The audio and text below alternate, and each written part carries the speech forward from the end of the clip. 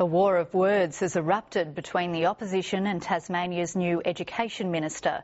It's accused Nick McKim of trying to push green propaganda in state schools, a claim he's rejected. Nick McKim spent his first full day as Education Minister at Taroona High School. He's been invited back for a rainforest fundraiser, but the opposition claims the Greens leader isn't the only person on the guest list. Is the Minister aware that the notorious law-breaking group Still Wild, Still Threatened will be speaking at this event? The Liberals were preparing to pounce. Isn't this proof that the Minister is going to use his new position to push green propaganda through our schools?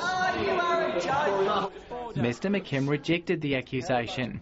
The event was organised before he became Education Minister.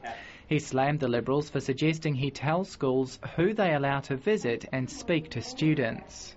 Ultimately, Mr Speaker, those decisions are made by school principals, school leadership teams. The event's being held to raise money to protect rainforest in Borneo. Mr Ferguson's revealed today that the Liberals would implement a command and control Big Brother style regime should they get hold of the Education Ministry. Mr McKim also faced a grilling on budget cuts. Has the Cabinet yet made a decision not on whether it will close any schools, but on which schools it will be closing? The budget will be revealed on Budget Day.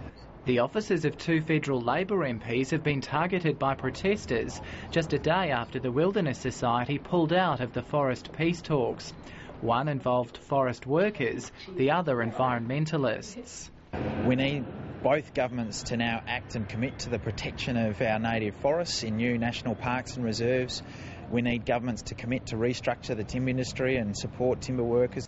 The Australian Greens leader Bob Brown says the peace talks are a test of Lara Giddings' premiership. And unless she has the vision and the foresight to tackle Forestry Tasmania, this opportunity may be lost. Despite being on shaky ground, the Premier says the negotiations are continuing. Brad Markham, ABC News.